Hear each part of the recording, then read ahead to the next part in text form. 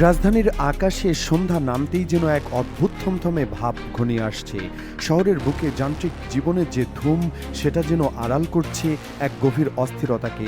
রাজপথে যানজট স্বাভাবিক, মানুষজন তাদের নিজস্ব কর্মব্যস্ততায় মুখর, কিন্তু এই স্বাভাবিকতার পর্দার আড়ালে কি যেন কুহুকের মতো গুঞ্জন শোনা যাচ্ছে।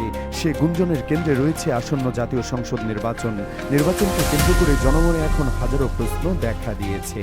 কি হতে যাচ্ছে, কিভাবে সাজানো হচ্ছে ভোটের এই মহাযজ্ঞ? আদৌ কি এবার সুষ্ঠু নির্বাচনের হওয়ার সম্ভাবনা রয়েছে, নাকি আবারও সেই পুরনো কাহিনীর পুনরাবৃত্তি ঘটতে চলেছে, যা বারবার ক্ষত বিক্ষত করেছে গণতন্ত্রের মানচিত্র? এসব প্রশ্নের উত্তর হয়তো এখনও কারো জানা নেই, তবে যা জানা যাচ্ছে তাতে রাজনৈতিক মহলে সৃষ্টি হয়েছে এক গভীর উদ্বেগ ও সংকটের সংকেত। গতকাল বিকেলে রাজধানীর একটি অভিজাত হোটেলে ইউরোপীয় ইউনিয়নের একটি উচ্চ পর্যায়ের প্রতিনিধি দলের সাথে এক বৈঠক অনুষ্ঠিত হয়। এই বৈঠক শেষে জামায়াতে ইসলামী বাংলাদেশের নায়েবে আমির ডক্টর সৈয়দ আব্দুল্লাহ মোহাম্মদ তাহেরের যে বক্তব্য রাখেন, তা যেন একটি বিস্ফোরকের মতো ছড়িয়ে পড়ে সারা দেশের রাজনৈতিক অঙ্গনে। তিনি যেন কোনো ধোঁয়াশা না রেখেই স্পষ্ট ভাষায় সবটা খুলে বলে দিলেন। তার সেই বক্তব্যের সুর ছিল, অতীতের মতো এবারও নির্বাচন পাতানো হতে পারে। এই আশঙ্কা এখন আর কোনো গুজব নয়, বাস্তবের খুব কাছে চলে এসেছে। ডক্টর তাহেরের মুখে এই কথাটি উচ্চারিত হওয়ার পর বাংলাদেশের রাজনীতির সমগ্র চিত্রটা যেন এক লহমায় বদলে গেল। যারা এই খবরটি শুনেছেন বা পড়েছেন তাদের মনে অবশ্যই প্রশ্ন জাগছে, জামায়াতে ইসলামী কেন এই মুহূর্তে এমন স্পষ্ট এবং তীব্র কথা বলছে? তারা কি এমন কিছু দেখছে যা সাধারণ মানুষের চোখ এড়িয়ে যাচ্ছে, নাকি তাদের কাছে রয়েছে এমন কোনো গোপন তথ্য যা শুনলে হিমশিম খেতে হয় সবাইকে?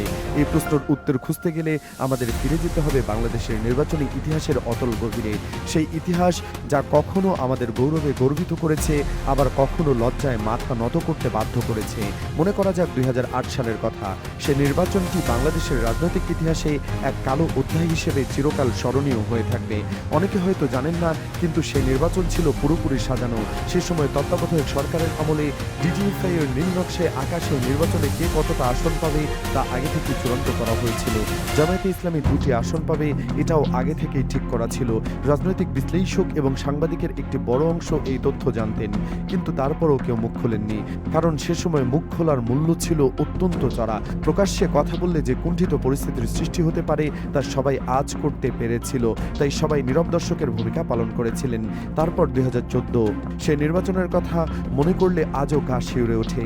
সে নির্বাচনে যেভাবে ভোট আর ছিল না, কিন্তু ভোট হয়েছিল, কিন্তু এক অদ্ভুত আবহে সারা দেশে নির্বাচন অনুষ্ঠিত হয়। সে নির্বাচনে বিনা প্রতিদ্বন্দ্বিতায় শতাধিক আসনে প্রার্থীরা বিজয়ী হয়ে যান। ভোটারবিহীন এই নির্বাচনটি ছিল সম্পূর্ণ পাতানো। কে কাকে কতটা ভোট দিবে, কতজন বিনা প্রতিদ্বন্দ্বিতায় জিতবে, সব আগে থেকেই ঠিক করা ছিল।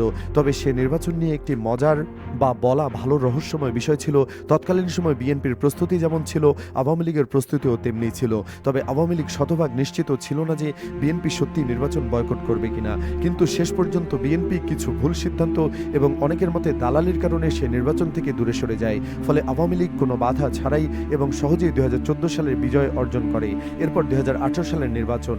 এই নির্বাচনের কথা বলতে গেলে অনেক কিছুই বলতে হয়। রাজনৈতিক পর্যবেক্ষকদের মতে এই নির্বাচনটি ছিল সবচেয়ে বেশি পাতানো, সবচেয়ে বেশি সাজানো।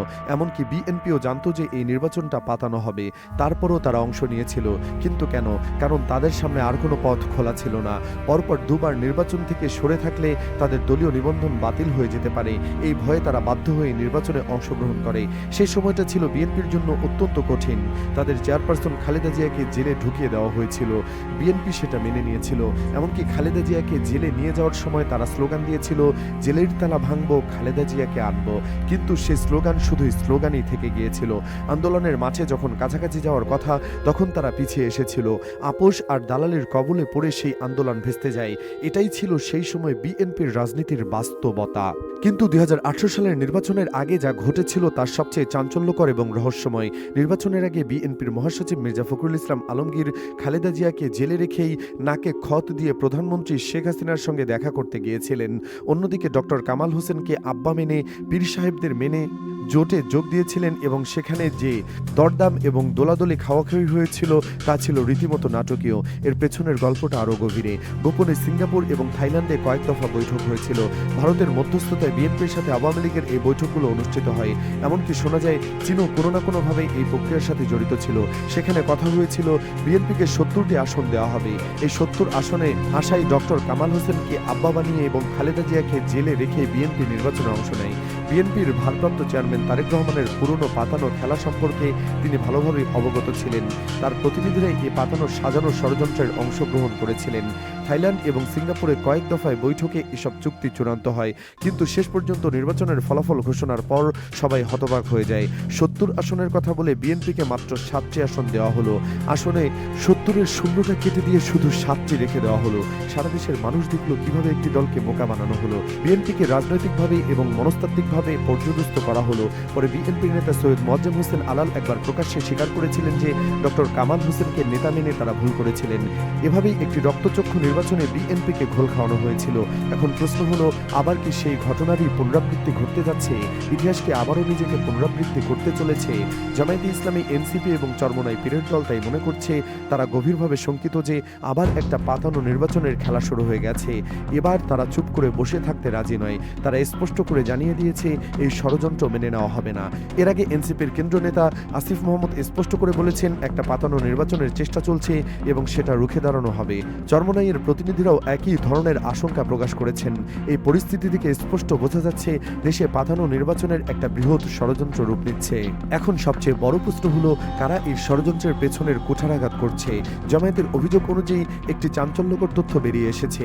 তাদের অভিযোগ, লন্ডনে অবস্থানরত বিএনপির ভারপ্রাপ্ত চেয়ারম্যান তারেক রহমান দেশে ফেরার পর শেখ হাসিনা আমলের পুরনো এস্টাবলিশমেন্ট বিএনপির কাঁধে ভর করে নির্বাচনী ষড়যন্ত্র করছে। অর্থাৎ একটি গোষ্ঠী যারা দীর্ঘদিন ধরে ক্ষমতার কেন্দ্রে ছিল এবং রয়ে গেছে, তারা এখন তারেক রহমানকে ব্যবহার করে একটি পাতানো নির্বাচনের পথ তৈরি করছে। এটা একটি অত্যন্ত গুরুতর অভিযোগ। এই অভিযোগ যদি সত্য প্রমাণিত হয়, তবে বাংলাদেশের রাজনীতি আবারও একটি গভীর সংকটের দিকে ধাবিত হবে। কারণ এর অর্থ হলো, বিরোধী দলের অন্দরেও একটি অঙ্ক ক্ষমতাসীনদের হাতে হাত মিলিয়ে গণতন্ত্রের স্বার্থে নয়, ব্যক্তি স্বার্থে লিপ্ত হচ্ছে। জামায়াতের নেতারা বলছে, তারা এখনো আশা করছে যে বড় ধরনের কোনো কর্মসূচিতে যেতে হবে না।